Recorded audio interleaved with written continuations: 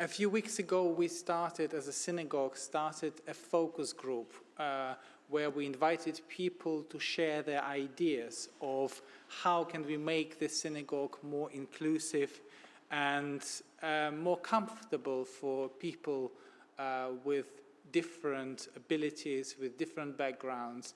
And what we learned is that not native English speakers find it very helpful to have subtitles. And we have this system of automatic captions. And it doesn't work perfectly because it transcribes the text automatically based on the AI, artificial intelligence system. But we need to teach it. And the best way to teach it, especially some Hebrew, we need to teach the system Hebrew. And my favorite so far is when we say Adonai, the name of God, the system transcribes it as I don't know. So you can expect something like that happening during this service as well, but I hope it will work better. You can see that it's already doing the job, I think. I hope. Yes, good. Okay. Sometimes people have sleepless nights. Some people can't sleep because they are excited about something important happening during the next day.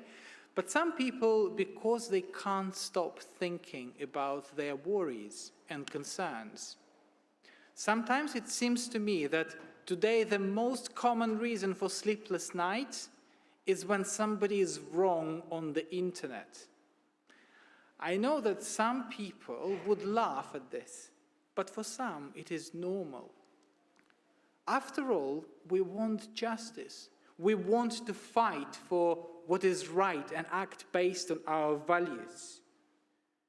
We try to argue with others, defend what we believe is morally right. It's not surprising, but sometimes we get angry or upset. Why doesn't the other side listen to our reason? This question became the key question for the book, The Righteous Mind, by Jonathan Haidt. Jonathan Haidt is an American social psychologist, professor of ethical leadership at New York University Stern School of Business. The subtitle of his book says, "Why Good People Are Divided by Politics and Religion." It is written in 2012. It is a social psychology book in which the author describes human morality as it relates to politics and religion. In the first part of the book, the author reflects on how people's beliefs come primarily from their intuitions, and rational thoughts comes after to justify their initial beliefs. Haidt writes, "We were never designed to listen to a reason as people. When you ask people moral questions, time their responses and scan their brains, their answers and brain activation patterns indicate that they reach conclusions quickly and produce reasons only after to justify what they've decided." Haidt illustrates this idea with a powerful metaphor. A person, he writes, is like a rider that rides an elephant. Perhaps to some extent you can train your elephant to listen to your commands, but the elephant is much stronger and bigger than you, and you are not in full control of it. Only a conscious choice to study and understand your emotions, intuitions, and patterns of behavior can make you aware of the decisions you make and positions you take in life. Zimri is one of the leaders of Israelites, the chieftain of the tribe of Shimon. Jewish tradition portrays him as a traitor, the one who ignored the direct command from Moses and from God and was involved in forbidden sexual relationship and idolatry. it is not hard to understand Zimri, I think.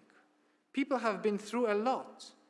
A long and tiring journey from Egypt through the desert. Many people have died on the way, and the end of this journey is not even on the horizon. Now, when there is a chance to have some quiet time and claim your well-deserved rest, Zimri takes it. How many of us today want to forget that there is a pandemic and go to a theater, sport game, or a busy restaurant or pub, as if there is no virus? How many of us want to forget that there are masks we have to wear? Perhaps Zimri was in a similar place. But the journey isn't over. There are many more chapters before people enter the promised land, and even then it will be just the beginning. The main question, therefore, is not how to blame Zimri or how to justify his selfish behavior. The question is, how do you find the right balance between your own needs and the needs of your community? What is more important? Self-care or care for your people? Haidt has another metaphor that might be helpful to answer this question. He argues that humans are naturally both groupish and selfish. We are, as Haidt suggests, 90% chimp and 10% bee. By this he means that whilst for the majority of time we act with our own interest at heart, we all have a hive switch. In certain situations, we will act for the good of the team.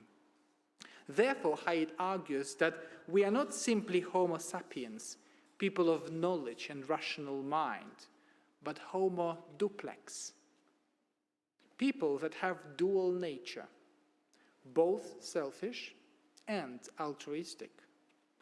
Haidt argues that religion plays an important role in our society and serves as a reflection of this dual nature. Religions have been binding our ancestors into groups for tens of thousands of years, helping them to create communities with a shared morality. Religious practices and beliefs have spread and became popular because they make groups more unified and cooperative. The natural way of development of human beings is to increase cooperations with others. By emphasizing trust and group activities, religion increases the overall altruism of its groups. The story of Pinchas, therefore, is not only the story about a zealot, a radical extremist, but an example of an important social shift in the society, the shift from individualism to collective-oriented mentality. Did Pinchas act in the interest of the community? The Torah text seems to praise him, giving him blessing and the covenant of everlasting priesthood. Does it mean that being a zealot, taking an extreme position, is supported by the Torah? On the surface, it seems so, yes. However, the scribal tradition makes a subtle and quiet comment on it. The parasha opens with the verse, God spoke to Moses saying, Pinchas, son of Eleazar, son of Aaron the priest, has turned away my wrath from the Israelites. The word Pinchas is written with an unusually little yud. Why? Well, one explanation which I could find is a simple scribal mistake. People didn't know whether to put his name with letter Yod or without. But this is a bit unrabbinic. Perhaps there is a metaphorical understanding of the scribal feature, and it's done deliberately to make a point. Traditionally, the letter Yod stands for God. the tetragrammaton, Yod, Hei, Vav, Hei. And for people of Israel, because Israel begins with the letter Yod. And community, numeric value of this letter is 10, which is the minimum quorum to form a community. Therefore, the small letter tells us that everyone was diminished by this episode. Pinchas, God, the individuals, the community.